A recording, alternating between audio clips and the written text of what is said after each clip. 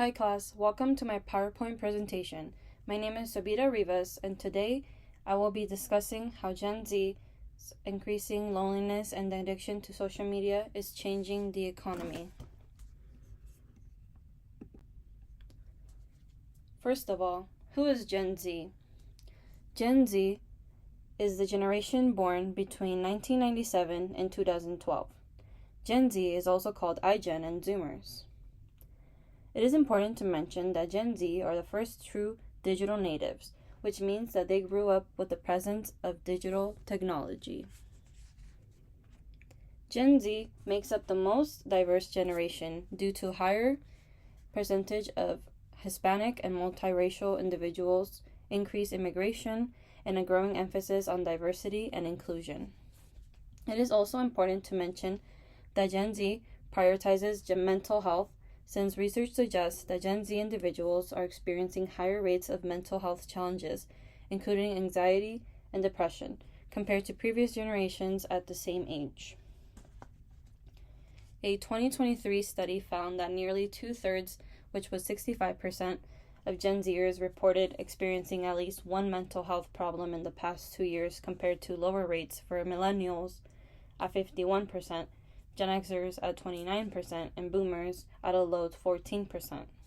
Moreover, Gen Z is more socially isolated than previous generations from factors like always being connected and using the internet, reduced face-to-face interactions, excess use of social media, and as mentioned, mental health challenges, which lead to feelings of disconnection and loneliness.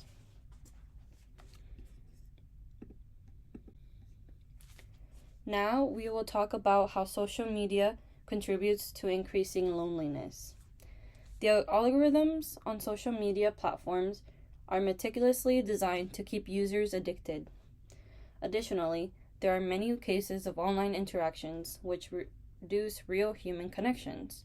Moreover, online friendships often lack depth and emotional cues. Users also compare themselves to others, which causes Gen Z to have feelings of FOMO, which means fear of missing out. Seeing idealized lives online can trigger low self-esteem and increase feelings of exclusion. In other words, constant exposure to other people's activities can heighten feelings of loneliness.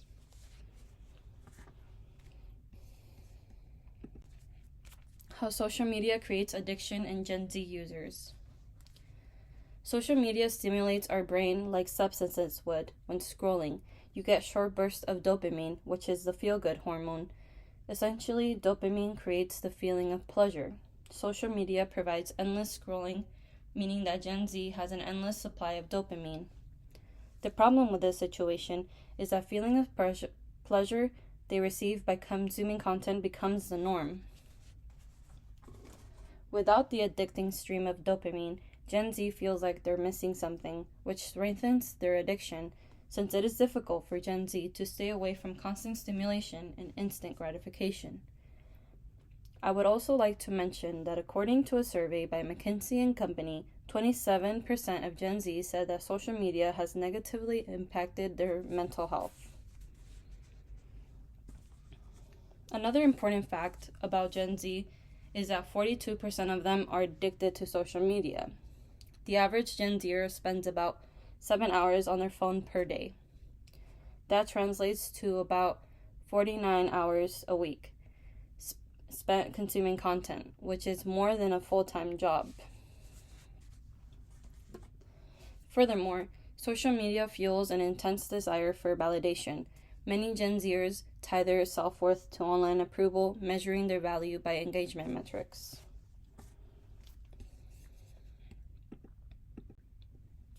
Moreover, there has been a decline in Gen Z spending.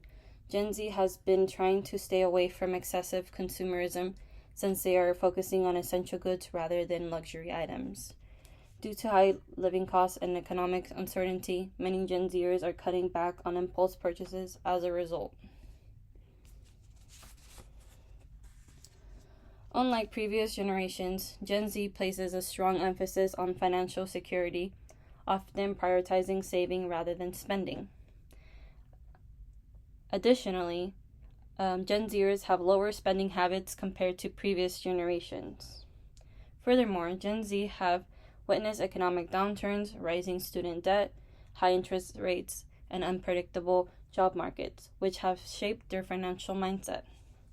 Their focus on savings stems from necessity and a strong desire to be financially free. Although it might seem counterintuitive, Gen Z may participate in doom spending, which is the impulse buying of goods and services as a way to cope with anxieties about the economy, politics, or other issues, often leading to financial strain. Not only that, Gen Z might also impulse buy due to social media ads that capture their attention, especially if their favorite influencer promotes the item or service.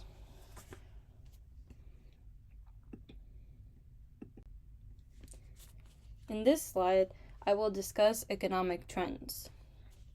To begin, the stay-at-home economy has grown exponentially, and the delivery services are vital for Gen Z's daily life.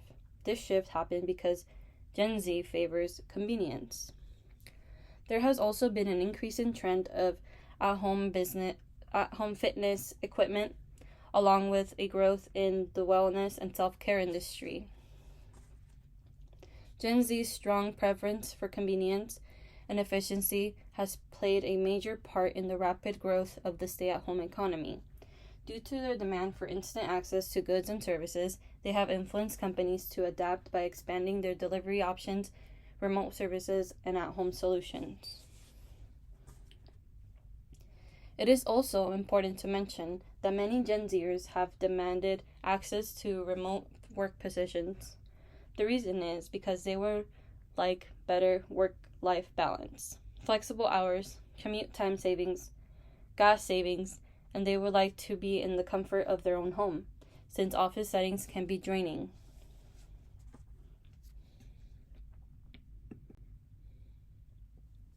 Now, I will talk about Gen Z's future and employment. I would like to mention that there could be a significant decline in Gen Z's social skills at work. This is because many Gen Z individuals grew up with smartphones, apps, and social media. This obviously caused a decline in face-to-face interactions, which led to underdeveloped social skills. Additionally, Gen Z may be disengaged at work due to burnout. There is a constant pressure that leads to unrealistic goals and comparison. Many Gen Z are college students that work, therefore they have a full schedule. Their workload can lead to burnout as a result. It is important for Gen Z to find a way to adapt to new technology while protecting their well-being. Gen Z must learn to set healthy boundaries with technology, like reducing their screen time, being involved with face-to-face communication, and using apps intentionally. Furthermore, Gen Z is drawn to entrepreneurship because they are driven by a need for independence, purpose, and flexibility. They simply would like more control over their careers since they view 9-to-5s to be limiting.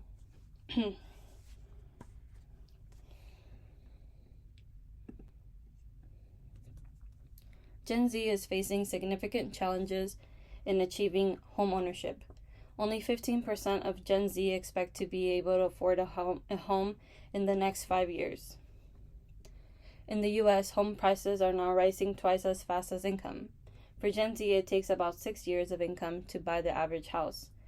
For boomers, it would take only 2 years. For Gen X, 3 years of income, and 4 years of income for millennials. Ultimately, this struggle with housing should be addressed to make sure all generations have access to the American dream. Another topic I would like to discuss is that businesses, now more than ever, have to pay for healthcare, mental health resources, and accommodations. The reason is because Gen Z tends to be more open about their struggles, which means that businesses are expected to offer their financial support. Lastly, there is a growing concern that Gen Z is having a decline in productivity when it comes to work and school. This may stem from social media distractions, since it can interrupt deep focus and cause for the individual to take longer to complete their task. Also, the burnout I discussed previously can lead to decreased productivity. In addition, when Gen Z feels like their work carries no purpose or flexibility, they may become disengaged.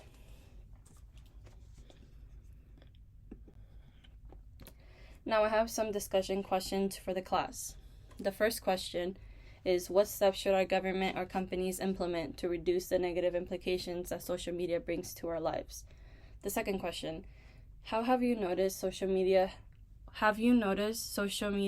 having a negative impact on you? And these are my references. And now we have reached the end of my presentation. Thank you so much for listening. Have a great day.